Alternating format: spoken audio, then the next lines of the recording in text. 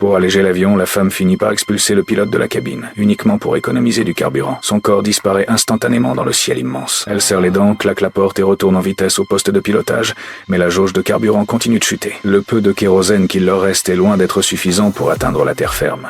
La femme commence alors à jeter tout ce qui peut l'être à bord, jusqu'à ce qu'elle tombe sur la dernière caisse d'alcool fort. Son compagnon l'arrête soudain, car ces bouteilles contiennent beaucoup d'alcool et pourraient être servir de carburant pour l'avion. Mais un nouveau problème apparaît immédiatement. Le bouchon du réservoir est sur l'aile. Elle doit donc y aller elle-même. Elle ouvre la porte, s'agrippe au poignet extérieur et grimpe lentement sur le toit de l'appareil, avec sous ses pieds un océan à perte de vue. Au moindre mouvement de l'avion, le vent pourrait la projeter dans le vide, mais sans aucune autre option, elle progresse collée au fuselage jusqu'à l'aile. Son compagnon lui passe la première bouteille par la fenêtre. Au moment où elle mord le bouchon pour l'ouvrir, l'avion subit une violente secousse et la bouteille lui échappe des mains. Elle manque de glisser dans le vide, mais parvient in extremis à se rattraper au bord de l'aile. Sans perdre une seconde, elle demande une autre bouteille. Cette fois, elle attend une accalmie avant d'ouvrir prudemment le réservoir, une main accrochée à l'aile et l'autre versant l'alcool directement dans le carburant. La jauge remonte légèrement, comme une lueur d'espoir. Elle enchaîne bouteille après bouteille, jusqu'à ce que la dernière se brise dans la cabine, leur laissant aucune seconde chance. Elle tente alors de revenir, mais le retour est encore plus dangereux que l'aller. Le vent la repousse sans cesse et l'aile tremble sous la turbulence. Une fois la porte refermée, la jauge remonte brièvement avant de redescendre aussitôt. Cet alcool ne peut maintenir l'avion en vol que pour un court instant, loin, très loin d'être suffisant pour les sauver.